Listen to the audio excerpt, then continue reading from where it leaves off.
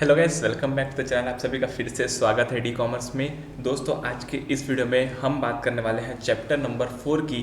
Chapter का नाम है रिकॉर्डिंग ऑफ ट्रांजैक्शन पार्ट 2। तो पहले हम ये बताते हैं कि हमने इससे पहले वाले वीडियोस में क्या क्या कवर कर लिया। हमने चैप्टर 1 कवर किया, चैप्टर 2 कवर किया, चैप्टर 3 में जो भी जर्नल एंट्रीज थी, लेजर अकाउंट थे, लेजर अकाउंट की पोस्टिंग थी, ये सारी चीज़ें हमने चैप्टर नंबर 3 में कवर कर ली। इसके बाद दोस्तों अकाउंटिंग इक्वेशन भी हमने कवर कर लिया है और अब आ गए हम चैप्टर नंबर 4 में। दोस्तों चैप्टर नंबर 4 है वो रिकॉर्डिंग ऑफ ट्रांजैक्शन का ही एक पार्ट है और यहाँ पर जो पहला हमारा टॉपिक निकल के आ रहा है वो है कैश बुक। हमको ये देखना है कि कैश बुक कैसे बनता है। दोस्तों सिंपल है, अगर आपने लेजर में कैश अकाउंट बनाया है तो सेम कैश अकाउंट यहाँ पर भी बनाना है, कोई भी चेंजेस नहीं है। पर इसको कैश बुक नाम क्यों दिया गया है, कैश अकाउंट क्यों नहीं बोला गया? देखो, जब भी हम जर्नल एंट्री पास करते हैं तो हम लेजर अकाउंट बनाते हैं। तो लेजर अकाउंट के लिए एक बुक होती है, एक बुक में सारे लेजर अकाउंट बनते हैं, है ना। लेकिन एक अलग से बुक होती है जो खाली कैश ट्रांजैक्शन रिकॉर्ड करती है, तो उस बुक को हम बोलते हैं कैश बुक। और एक बात, अगर आप कैश बुक बना रहे हो तो आपको कैश वाले लेजर अकाउंट बनाने की कोई भी ज़रूरत नहीं है। तो सबसे पहले स्टार्ट करते हैं हम कैश बुक की क्या थ्योरी है वो, फिर हम देखेंगे इसका एग्जांपल, कैसे इसके एग्जांपल को सॉल्व करना है, फिर हम देखेंगे डबल कॉलम कैश बुक का एग्जांपल, और फिर हम देखेंगे पैटी कैश बुक और पैटी कैश बुक का एग्जाम्पल। तो चलिए सबसे पहले आते हैं हम यहाँ पर कैश बुक में। This book is used for recording all the transaction related to cash payment and cash receipt. जो भी पैसा आएगा या जो भी पैसा जाएगा वो सारा यहाँ पर रिकॉर्ड होगा, ठीक है। All bank related transaction are also recorded in this book. Bank related transaction जो है वो भी इस बुक में रिकॉर्ड होंगे, ठीक है। यानी कि जब हम डबल कॉलम कैश बुक बनाएंगे, मैं आपको बताऊंगा, तब जो है आपका बैंक का भी एक कॉलम बनता है और बैंक के सारे ट्रांजेक्शन जो है उसके अंदर ऑटोमेटिकली रिकॉर्ड होते हैं। अब हम देखेंगे कि यहाँ पर डिफरेंस क्या है, कैश अकाउंट और कैश बुक में डिफरेंस क्या है। देखो, कैश अकाउंट जो है वो एक लेजर होता है, लेकिन कैश बुक जो है एक सेपरेट बुक होता है, वो एक अलग से बनता है जहाँ पर सारे कैश ट्रांजैक्शंस रिकॉर्ड होते हैं, ठीक है। उसके बाद यहाँ पर खाली एक एस्पेक्ट की अकाउंटिंग की जाती है, यहाँ पर बोथ द एस्पेक्ट रिकॉर्ड किए जाते हैं। बोथ द एस्पेक्ट का मतलब है कि हर ट्रांजैक्शन के दो एस्पेक्ट होते हैं, डेबिट क्रेडिट, तो यहाँ पर दोनों को अच्छे से आप बता सकते हो। और वन एस्पेक्ट यानी कि एक ही साइड की एंट्री होती है, दोनों साइड की एंट्री नहीं होती। हालांकि ये उतना रेलेवेंट पॉइंट नहीं है, पर फिर भी आपकी बुक में लिखा हुआ है तो हमने यहाँ पर डाल दिया, ठीक है। फिर it is necessary to open a cash account in the ledger when the transaction are recorded in journal. जब आप जर्नल में रिकॉर्ड करते हो तो कैश अकाउंट बनाना ज़रूरी हो जाता है, पर not necessary to open a cash account when transaction are recorded in the cash book. पर आपको लेजर अकाउंट यानी कि कैश अकाउंट नहीं बनाना जब आपका जो है ट्रांजैक्शन कैश बुक में रिकॉर्ड हो रहा है तब। अब सबसे पहले आते हैं सिंगल कॉलम कैश बुक में। सिंगल कॉलम कैश बुक आपका कैश अकाउंट की तरह दिखता है, सेम आप देख सकते हैं, दो साइड डेबिट क्रेडिट, बस यहाँ पर एक कॉलम एक्स्ट्रा आता है जिसको बोलते हैं हम वाउचर नंबर। वाउचर नंबर जो है वो यहाँ पर एक्स्ट्रा आ जाता है, बाकी सब सेम है। Date particulars voucher number ledger folio amount, date particulars voucher number ledger folio amount. अब देखना ये है कि अगर कैश अकाउंट डेबिट होगा तो हम इस साइड लिखेंगे, ठीक है, और अगर कैश अकाउंट क्रेडिट होगा तो हम इस साइड लिखेंगे। अब कैश डेबिट कब होता है? जब कैश आता है। तो जब भी कैश आएगा तब हम यहाँ लिखेंगे और जब जाएगा तब हम यहाँ लिखेंगे। सिंपल है, इजी है, बहुत इजी कर दिया मैंने आपके लिए। जब कैश आएगा तब आपको डेबिट साइड में लिखना है, जब कैश जाएगा तब आपको क्रेडिट साइड में लिखना है। आइए एग्जाम्पल नंबर 1 देखते हैं। मैं आपको रफ में सॉल्व करके बता देता हूँ कि कैसे बनेगा। ये बहुत ही ईजी है, मैं आपको बताऊंगा अभी कैसे बनेगा। देखो, अगर मैं टी शेप में एक अकाउंट बना देता हूँ, ठीक है, टी शेप में एक अकाउंट बना देता हूँ। अब मैं इस ट्रांजैक्शंस को पोस्ट करते जाऊँगा, ठीक है। इस अकाउंट का नाम है कैश अकाउंट। आपको प्रोफॉर्मा में बनाना है, मैं आपको समझाने के लिए एकदम सिंपल बना रहा हूँ, ठीक है। अब कैश आएगा तो इस साइड, कैश अगर इन होगा तो इस साइड, कैश अगर आउट होगा तो इस साइड। सिंपल है, क्योंकि ये जो साइड है इसको बोलते हैं डेबिट और ये साइड को बोलते हैं क्रेडिट। समझ आया? इजी। चलो स्टार्ट करते हैं। पहला, commence business with cash 1 lakh 10,000, commence business with cash 10,000। अब बिजनेस कमेंस कर रहा है, कैश आ रहा है 10,000, तो यहाँ पे लिखेंगे कैपिटल 10,000, ठीक है, कैपिटल 10,000, क्योंकि कैश आ रहा है बिजनेस में तो इनसाइड लिखेंगे। Second point, bought goods for cash 2,500, हमने कुछ सामान खरीदा तो पैसा गया, तो इस साइड लिखेंगे बाय परचेज 2,500, ठीक है। फिर सोल्ड गुड्स फॉर कैश, सामान बेचेंगे तो कैश आएगा, तो यहाँ लिखेंगे टू सेल्स 2,000, ठीक है, इजी है, बहुत इजी है। चौथा, goods purchase from Ravi on credit. अब एक बात बताओ, जब गुड्स परचेज कर रहे हैं क्रेडिट में, उधारी में, तो हम एंट्री क्या पास करते हैं, purchase account debit to Ravi. तो इसमें कहीं कैश आया क्या, कहीं कैश आया क्या, इसमें कहीं कैश आया क्या, नहीं आया, तो इसकी कोई भी एंट्री पास नहीं होगी हमारे कैश बुक में, ठीक है। फिर आएगा पेड टू रवि 3500 दिए, यहाँ पर आएगा बाय रवि 3,500, ठीक है। फिर कैश सेल 4,000, पैसा आ रहा है तो इस साइड टू सेल्स 4,000। फिर परचेज फर्नीचर फॉर कैश 3,099, फिर परचेज कर रहे हैं तो यहाँ पर आएगा बाय फर्नीचर 3,099, ठीक है। वेजेस पेड, पैसा जा रहा है, रेंट पैसा जा रहा है, सब इस साइड आएगा ना, बाय वेजेस बाय रेंट, जो भी पैसा जाएगा वो इस साइड आएगा, और जो पैसा आएगा वो डेबिट साइड आएगा, ठीक है। तो यहाँ पर आ गया 190, यहाँ पर आ गया 200। फिर कमीशन मिल रहा है तो इस साइड आएगा to commission 300, to commission 300, simple है। फिर withdraw for personal use drawings, तो बाय ड्राइंग्स 500, और बाय सैलरी जा रहा है, पैसा जा रहा है 450। हो गए सारे ट्रांजैक्शन रिकॉर्ड। बहुत ही ज़्यादा इजी है कैश अकाउंट बनाना।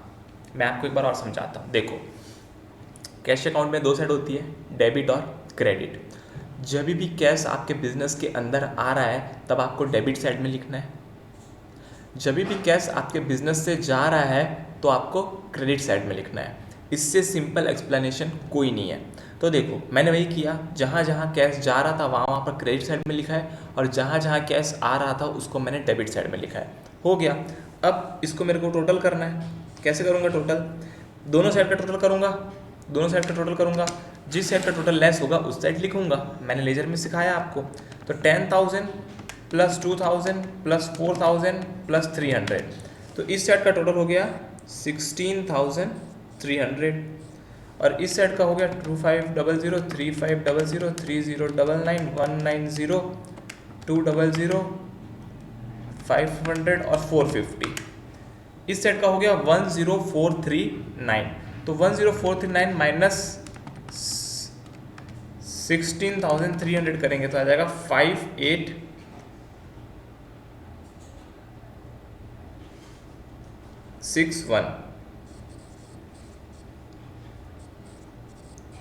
5861 आएगा। ठीक है, 5861 आएगा, कोई भी दिक्कत नहीं है। आई होप आपको ये चीज़ समझ आई हो कि कैश अकाउंट कैसे बना है यहाँ पर। ठीक है, आप देख सकते हो, बहुत ही इजी वे में मैंने आपको बताया। अब यहाँ पर भी सेम है, यहाँ पर भी सेम बना हुआ है, उसका आंसर आप देख सकते हो। बस आपको यहाँ पर एक चेंज करना है, मैं चेंज करके दूंगा आपको। ये फर्नीचर जो है ये 3099 होगा, और इसका जो बैलेंस आएगा वो आएगा आपका 5861। ठीक है, 5861। इजी। आई होप आपको समझ आया हो कि आपको करना क्या है। बहुत ही इजी है, बहुत ही इजी है। देखो कितने अच्छे से बना हुआ है। जहाँ जहाँ पर कैश आ रहा है वो सारा चीज़ डेबिट साइड में लिखा हुआ है। कौन सी साइड में लिखा हुआ है?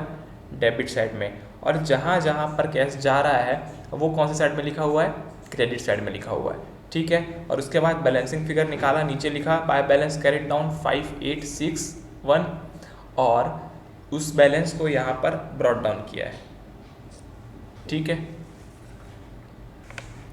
तो ये था हमारा सिंगल कॉलम कैश बुक।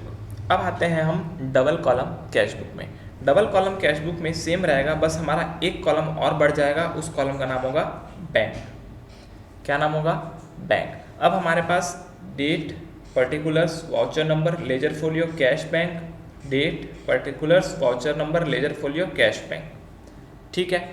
अब यहाँ पर भी सिंपल है, यहाँ पर भी सिंपल है। क्या सिंपल है भाई, क्या सिंपल है, कैश आउट होगा तो इस साइड, इन होगा तो इस साइड। जैसे मैंने बताया था सिंगल कॉलम कैश बुक, वैसे ही डबल कॉलम कैश बुक में भी होगा, ठीक है। अब एक और क्वेश्चन है, आइए इस क्वेश्चन को देखते हैं। बहुत ही इजी क्वेश्चन है, मैं आराम से समझाऊंगा, आई होप आपको ये अच्छे से समझ आ जाए। देखो, सबसे पहले हम क्या करेंगे, सबसे पहले हम एक प्रोफार्मा बनाएंगे, प्रोफार्मा बनाएंगे, ठीक है। प्रोफार्मा कैसे रहेगा हमारा, डेट, सबसे पहले डेट, फिर पर्टिकुलर्स आएगा, उसके बाद पर्टिकुलर्स क्या लिखना है उसके अंदर, वो voucher number, ledger folio, cash bank. Simple है, date, particulars, voucher number, ledger folio, cash bank, ठीक है। हमको एक बात ध्यान में रखना है कि जब भी कैश इन होगा तो इस साइड और आउट होगा तो इस साइड, ठीक है। आइए आइए मैं आपको दिखाता हूँ कैसे बनाइए। देखो, सबसे पहला ट्रांजैक्शन क्या है हमारा, ओपनिंग बैलेंस दिया हुआ है सितंबर 1 का, बैंक का, कैश का, बैंक का 21,000, कैश का 7,500, उसको लिखेंगे हम। एसेट है कैश, तो उसका बैलेंस हमेशा डेबिट साइड में आएगा, ठीक है। तो डेबिट साइड में आ गया 1 सितंबर टू बैलेंस ब्रॉट डाउन 7,500 और 21,000, दोनों आ गया डेबिट साइड में, ये हो गया हमारा ओपनिंग बैलेंस। सेकंड क्या बोलता है, परचेज किए, किससे किए, चेक से, चेक से किए तो पैसा कहाँ से गया होगा, बैंक से गया होगा। कितना गया होगा, 6,000 रुपीज़, कितना गया होगा, 6,000 रुपीज़। तो इस साइड में लिखूंगा बाय परचेज, क्योंकि पैसा गया और कहाँ से गया, बैंक से गया, तो मैं बैंक में लिखूंगा 6,000 रुपीज़, ठीक है। आई होप आपको ये चीज़ समझ आई हो कि कैसे ये आ रहा है, ठीक है, कैसे ये आ रहा है, आई होप आपको ये समझ आया हो। इसके बाद दूसरा point, sale of goods, sale किए कैश में, पैसा कैसे आया, कैश में आया होगा, कितना आया होगा, 3,000 रुपीज़, 3,000 रुपीज़ कैश में आया होगा। तो देखो, टू सेल्स 3,000 लिखे कैश में, टू सेल्स 3,000 लिखे कैश में, ठीक है। उसके बाद कौन सा पॉइंट है, उसके बाद कौन सा पॉइंट है, purchase of machine by cheque, machine खरीदे चेक से, पेमेंट कहाँ से गया, बैंक से गया, 2750 बैंक से गया, तो मैं बैंक वाले कॉलम में लिखूंगा 2750 और यहाँ लिखूंगा बाय मशीन, यहाँ लिखूंगा डेट। इजी, इजी है, पैसा जाएगा तो आउट वाले कॉलम में, पैसा आएगा तो इन वाले कॉलम में। फिर sold goods received check deposited on the same day, सामान बेचा और चेक मिला तो पैसा कहाँ आया होगा, बैंक में, बैंक में कितना, 2250, तो मैं यहाँ पे लिखूंगा बैंक में 2250 और यहाँ लिखूंगा टू सेल्स। बहुत इजी है, आपको बस ध्यान देना है कि बैंक में पैसा आ रहा है कि कैश में, बैंक में आ रहा है तो इस कॉलम में, कैश में आ रहा है तो इस कॉलम में, ठीक है। और आउट में है तो यहाँ पर आउट, कैश आउट, और यहाँ पर बैंक आउट। सिंपल है, सिंपल है, आपको बस ध्यान रखना है कि ये हो क्या रहा है, ठीक है। और उसके बाद कौन सा है हमारा, सितंबर 17, सितंबर 17 क्या बोलता है, परचेज किए कैश में गुड्स को 8,700, तो कैश कितना गया होगा, 8,700, तो यहाँ पर आ गया बाय परचेज कैश में 8,700, सिंपल। फिर स्टेशनरी परचेज किए कैश चेक से किए, चेक से, तो बैंक से गया होगा 550 रुपीज़, बैंक से गया होगा 550 रुपीज़, तो हम कौन से कॉलम में लिखेंगे, बैंक वाले कॉलम में लिखेंगे 550 रुपीज़ बाय स्टेशनरी, ठीक है।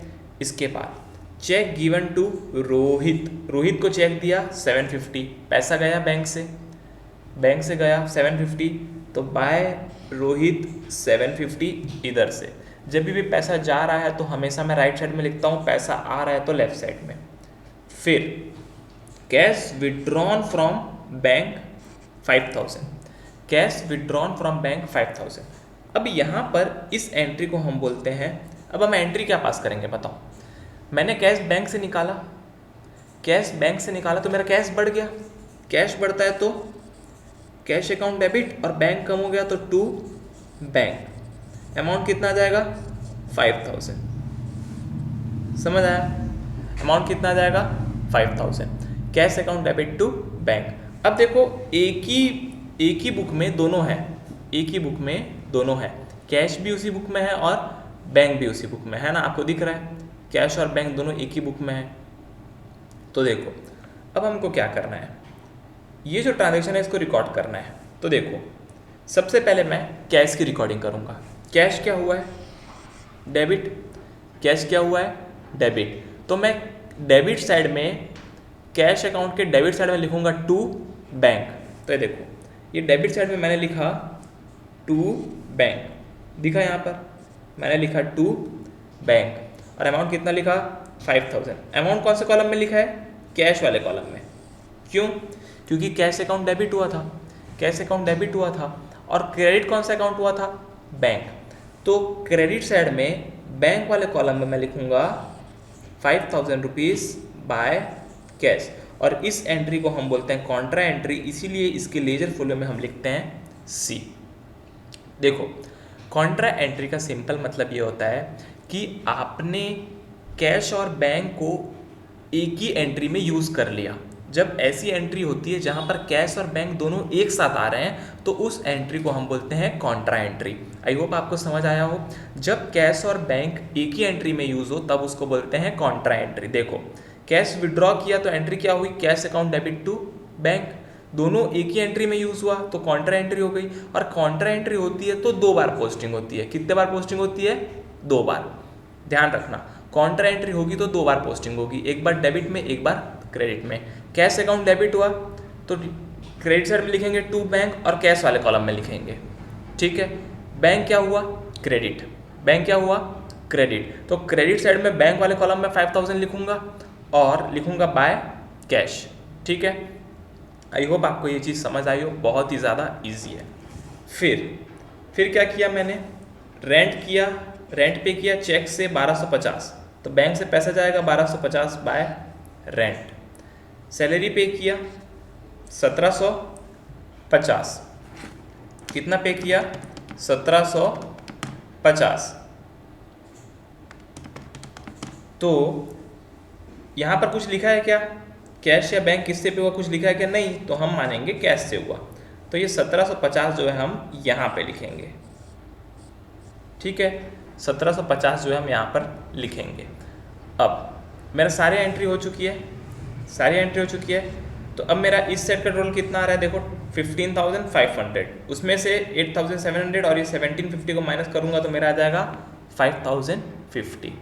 फिर इस सेट का टोटल करूँगा तो आएगा 23,250, इन सब को माइनस कर दूंगा तो आ जाएगा 6,950। फिर इसी बैलेंस को मैं नीचे दिखा दूंगा 550 और 6,950, और मेरा डबल कॉलम कैश बुक बन गया। देखो double column cash book easy है, आपको प्रैक्टिस की ज़रूरत पड़ेगी। आप इस वीडियो को 2 बार देखिएगा, आपको ज़रूर समझ आएगा। और एक बात इसमें इम्पॉर्टेंट क्या है, इम्पॉर्टेंट है कॉन्ट्रा एंट्री। कॉन्ट्रा एंट्री बहुत इम्पॉर्टेंट है। कॉन्ट्रा एंट्री कब होती है, जब bank and cash are in same transaction, जब बैंक और कैश एक ही ट्रांजैक्शन में होते हैं तो, ठीक है। कॉन्ट्रा एंट्री समझ आई आपको, समझ आई कॉन्ट्रा एंट्री? अगर नहीं समझ आए तो एक बार और देखिए इस वीडियो को, आपको ज़रूर समझ आएगी कि कॉन्ट्रा एंट्री क्या है। ठीक है, एक कॉन्ट्रा एंट्री थी cash account debit to bank. Cash account क्या हो रहा है? डेबिट। तो डेबिट साइड में कैश कॉलम में लिखेंगे 5000 और लिखेंगे टू बैंक। बैंक क्या हो रहा है? क्रेडिट। तो क्रेडिट साइड में बैंक कॉलम में लिखेंगे 5000 और लिखेंगे बाय कैश, और लेजर फुल में लिखेंगे कॉन्ट्रा एंट्री। ठीक है, आई होप आपको ये डबल कॉलम कैश बुक समझ आया हो। इसके बाद हम आएंगे पैटी कैश बुक में। पैटी कैश बुक क्या होता है? देखो, बड़े बड़े जो बिजनेस रहते हैं उसमें बहुत सारे छोटे मोटे एक्सपेंस होते होंगे, जैसे कि stationery, printing, postage, cartage, conveyance, ये सब छोटे मोटे एक्सपेंस होते हैं। तो क्या इन एक्सपेंस के लिए हम बड़े कैशियर के पास जाएंगे? नहीं, हम कहाँ जाएंगे? हम छोटे कैशियर के पास जाएंगे। तो जो छोटा कैशियर रहता है उसके पास ऑलरेडी कुछ अमाउंट पड़ा रहता है, वो उस अमाउंट को यूज़ करता है और उसका अकाउंट बनाता है। तो उस छोटे कैशियर को हम बोलते हैं petty cash book. Petty cash book, petty cashier जो कि पैटी कैश बुक बनाता है। देखो, छोटे मोटे एक्सपेंस होते हैं 200, 300, ज़्यादा से ज़्यादा 500 के ऊपर नहीं जाएगा इसका एक्सपेंस। ठीक है, देखो ये क्वेश्चन एक देखते हैं एग्जाम्पल। देखो 2017 मई में इसने छोटे मोटे खर्चे किए। ठीक है, आइए देखते हैं क्या क्या किया। ऑटो का फेयर यानी कि कन्वेंस आने जाने का 55 रुपये। कोरियर सर्विस कुछ पोस्ट किया होगा 40 रुपये। पोस्टल स्टैम्प 105 रुपये। इरेजर, शार्पनर, पेंसिल, पैड 225 रुपये। Speed post 98। टैक्सी 195। रिफ्रेशमेंट यानी कि समोसा कचौड़ी 85। नहीं, समोसा कचौड़ी नहीं, इसका मतलब नाश्ता होता है ना, नाश्ते का पैसा 85। ऑटो फेयर फिर से आ गया 60 रुपये। पोस्टल चार्जेस फिर से आ गया 42। Telegram 34। Cartage 25। Computer stationery 165। Bus का fare 24। Standard call charges 87। Office sanitation including disinfectant 60 rupees. Refreshment 45। Photo stating charges 47। Courier service 40। Unloading 40 और बस फेयर 15। तो देखा आपने, सब छोटे मोटे एक्सपेंस थे। तो आपको पैटी कैश बुक कैसे बनाना है? देखो, जैसा डिटेल लिखा है ना वैसा आपको लिख देना है। और यहाँ पर एक चीज़ मेंशन की नहीं गई है, cashier will get ₹2000 every month. Petty cashier को हर महीने 2000 रुपये मिलेंगे। तो आइए अब हम पैटी कैश बुक बनाते हैं। सबसे पहले पैटी कैश बुक का प्रोफार्मा क्या होता है? इस साइड आता है जो अमाउंट मिला वो, और इस साइड आता है जो अमाउंट गया वो। ठीक है, और यहाँ पर आता है एनालिसिस ऑफ एक्सपेंस, यानी कि कौन से हेड के एक्सपेंसेस हो रहे हैं। ठीक है, अब देखते हैं हम। देखो, सबसे पहला है पोस्टेज वाले सारे इसके अंदर आएंगे। टेलीफोन टेलीग्राम वाले सारे इसके अंदर आएंगे। कन्वेंस वाले इसके अंदर, स्टेशनरी और मिसलेनियस। जो इन 4 कॉलम में नहीं आएंगे वो आएंगे मिसलेनियस में। ठीक है, अब देखो क्वेश्चन में लिखा था 2000 रुपीज़ पर मंथ मिलेगा। देखो, amount receive 2000, date first, cash receive. ठीक है, कोई दिक्कत नहीं। ऑटो फेयर कन्वेंस में आ गया। देखो, अमाउंट कॉलम में सब कुछ, सबका अमाउंट लिखना है। देखो, जो ऊपर क्वेश्चन था ना उसको यहाँ सेम टू सेम छाप दिया हूँ। सेम टू सेम ऊपर वाले क्वेश्चन को यहाँ पर छाप दिया हूँ, कोई भी चेंज नहीं किया हूँ उसके अंदर। यहाँ तक पूरा, ये भी पूरा सेम, ये भी पूरा सेम, ऊपर से नीचे तक। खाली उसको देख देख के लिख देना है, खाली उसको देख देख के लिख देना है। फिर इसको डिवाइड करना है। कोरियर किस में आएगा? पोस्टेज में। पोस्टल पोस्टेज में। स्पीड पोस्ट पोस्टेज में। रजिस्टर पोस्टल चार्जेस पोस्टेज में। कोरियर सर्विस पोस्टेज में। पोस्टेज का मतलब होता है जहाँ पर कोरियर से रिलेटेड और पोस्टल स्टैम्प से रिलेटेड जो भी चार्जेस होते हैं वो आते हैं पोस्टेज में। फिर आगे टेलीफोन टेलीग्राम, तो टेलीग्राम के चार्जेस, एसटीडी कॉल के चार्जेस, ये दोनों आ जाएंगे आपके टेलीफोन में। उसके बाद कन्वेंस, कन्वेंस यानी कि ट्रैवलिंग, लिखना है तो लिख लेना कन्वेंस यानी कि travelling. Auto fare, conveyance, taxi fare, auto fare, bus fare, bus fare. तो ये आने जाने के जो पैसे थे वो आ गए कन्वेंस में। फिर आ गया स्टेशनरी, स्टेशनरी में आ गया इरेजनर, शॉर्पनर, पेंसिल, पैड और कंप्यूटर का स्टेशनरी, ये 2 चीज़ आ गई। और जो कहीं नहीं आया इन चारों हेडिंग में वो आ जाएगा मिसलेनियस में। फॉर एग्जांपल आपका रिफ्रेशमेंट 85, समोसा कचौड़ी वाला, cartage 25, office sanitation, refreshment, photo stating और अनलोडिंग, ये आ गया आपका मिसलेनियस में। ईजी है। पोस्टेज, टेलीफोन, कन्वेंस, स्टेशनरी, इनको बाइफरकेट करना है। जो इन चारों के अंदर नहीं आएगा वो कहाँ पर आएगा? मिसलेनियस में। ठीक है, अब इन चारों का नीचे टोटल कर देंगे, 325, 121, 349, 390 और 302, और यहाँ पर टोटल आ जाएगा 1487, 1487।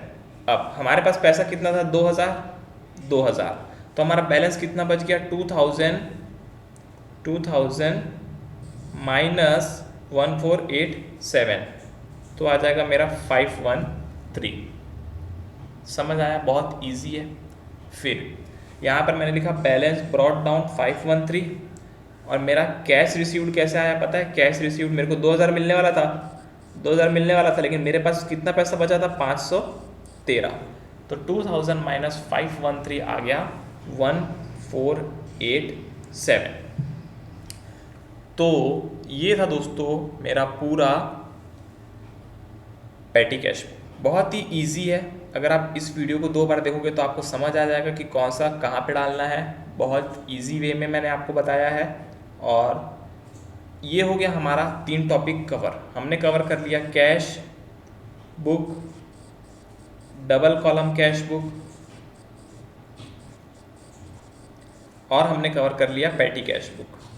3 टाइप के कैश बुक हमने इस वीडियो में कवर कर लिए हैं। और अगले वीडियो में मैं आपको purchase book, sales book, purchase return book और सेल्स रिटर्न बुक और जनरल प्रॉपर के बारे में बताऊंगा। दोस्तों अगर आपको ये कैश वाला वीडियो बहुत अच्छा लगा हो तो प्लीज़ चैनल को सब्सक्राइब कीजिएगा। वीडियो अच्छा लगा हो तो लाइक कीजिएगा, और अगर कोई भी आपका डाउट हो तो उसको कमेंट करना। लेकिन कमेंट कैसे करना है? डिटेल में कमेंट करोगे तब तो मेरे को समझ आएगा कि आपका डाउट क्या है। आज के लिए इतना ही। जय हिंद, वंदे मातरम।